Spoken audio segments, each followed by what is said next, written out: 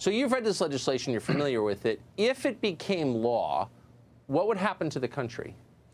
Well, it's very dangerous. I would say it completely guts our immigration enforcement system that we have in place. It also is just from a pure legality perspective, it just guts the rule of law. So envision a world where individuals no longer have to wait in line for visas. They can come across the border. It's no longer criminality to do that. They can then come into the system. We can't deport them because we can't hold people. It essentially abolishes ICE. And then on top of all of that, going back 25 years, we then have to find folks, bring them back into the country, relitigate their immigration proceedings. So if you're looking for a way to abolish our immigration system, abolish ICE, and just rewrite our immigration code completely, this would be the legislation for you. In effect, you'd abolish the country. Tell me the thinking behind this. Why would anyone want the U.S. government to affirmatively seek out foreign criminals and import them into the country?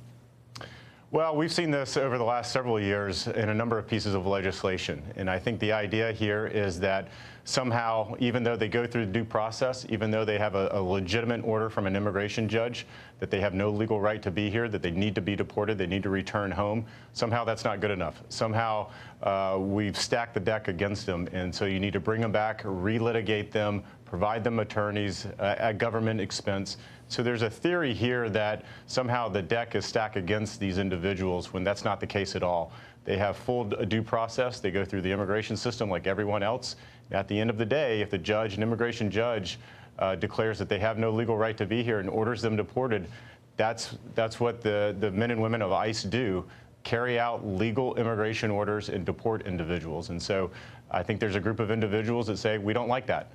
We don't like the rule of law, and we'd like to rewrite it. And we want to pay to bring the worst possible people into the country. It's a kind of punishment meted out against America. Are you worried about this? Like, if this became law, would you be concerned about the country? Absolutely. I'm not sure I'm so much concerned about it becoming law. I think there's a lot of steps that would have to occur between then and now. And yeah, obviously, President Trump would never sign anything like this into law. But should it become law? Yes, absolutely. It would be very devastating to not only the Department of Homeland Security, ICE, CBP, and our whole immigration mission at the department, but very dangerous for our country, dangerous for our communities. Again, you would have hardened criminals being able to come into the country illegally. We would have no ability to enforce that law and deport them. And so basically your sanctuary city policies that we have in effect around the country in several jurisdictions become nationwide. And that may be the end result at the end of the day. Boy, this is the kind of thing you do to a country you hate, and clearly they do. Mr. Secretary, thanks so much for joining us tonight. We really appreciate it. Thank you.